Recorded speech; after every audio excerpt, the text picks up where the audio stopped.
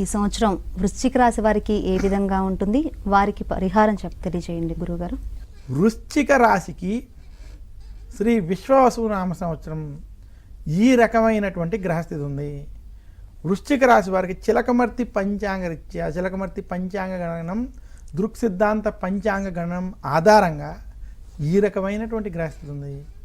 వృశ్చిక రాశి వారికి శని పంచమ స్థానంలో అనుకూలంగా సంచరించడం.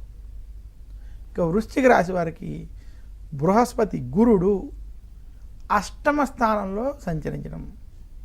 వృశ్చిక రాశి వారికి దశమంలో కేతువు, చతుర్థ స్థానంలో రాహు సంచారం చేత ఈ సంవత్సరం వారికి మధ్యస్థ ఫలితాలు ఉన్నాయి. వృశ్చిక రాశికి ఏలినాటి శని, అర్ధాశ్రమ శని వంటివి పూర్తి అయిపోయి శని బలంగా ఉన్నప్పటికీ ఈ సంవత్సరం అష్టమ గురుని ప్రభావం చేత ఆరోగ్య విషయాల్లో ఖచ్చితమైన జాగ్రత్తలు వృశ్చిక రాశి వారు వహించాలి. ఆరోగ్యాన్ని ఈ సంవత్సరం మీరు అశ్రద్ధ చేయకూడదు. మీకు కుటుంబంలో కావచ్చు, మీకు కావచ్చు, ఆరోగ్యంలో ఏదో ఒక సమస్యలు వేధిస్తాయి. అలాగే వృశ్చిక రాశి వారికి ప్రతి పనిలో ఆలస్యము, ఇబ్బందులు కొంత ఇబ్బందికి గురి చేస్తాయి. ఆర్థికంగా మాత్రం వృశ్చిక రాశి వారికి ఈ సంవత్సరం అన్ని విధాలుగా కలిసి రాబోతుంది.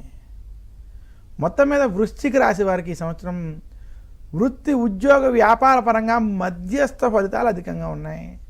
వృశ్చిక రాశి వారు ఈ సంవత్సరం అభివృద్ధి, ధనపరంగా కూడా అభివృద్ధి, కుటుంబపరంగా అభివృద్ధి ఉన్నప్పటికీ అష్టమ గురుని ప్రభావం చేత కొంచెం ఇబ్బందులు పడేటువంటి స్థితి మాత్రం ఉన్నది. వృశ్చిక రాశి నిరుద్యోగులకి ఉద్యోగ ప్రయత్నాలు సఫలీకృతం అవుతాయి. ద్వితీయార్థంలో ఎక్కువగా సఫలమయ్యేటువంటి స్థితి సంవత్సరంలో ఉంది. అలాగే వృశ్చిక రాశి వ్యాపారస్తులకి వ్యాపారంలో పురోగతి ఉండబోతోంది. కాకపోతే కొంచెం ఆటుపోటులు, ఆటంకాలు, ఇబ్బందులు మాత్రం కనబడతాయి. వృశ్చిక రాశి రైతాంగం, సినీ రంగం, మీడియా రంగంలో ఉన్నటువంటి వారికి మధ్యస్థ ఫలితాలు ఉన్నాయి. వృశ్చిక రాశి విద్యార్థులు కష్టపడి చదవాల్సినటువంటి పరిస్థితి మాత్రం ఉన్నది. వృశ్చిక రాశి స్త్రీలు కుటుంబ విషయం, ఆరోగ్య విషయంలో ఖచ్చితమైన జాగ్రత్తలు వహించాలని సూచిస్తూ, వారు వృశ్చిక రాశి వారు మరింత శుభ ఫలితాలు ఈ సంవత్సరం పొందాలి అంటే మాత్రం దక్షిణామూర్తి స్తోత్రాన్ని నిత్యం పారాయణం చేయండి.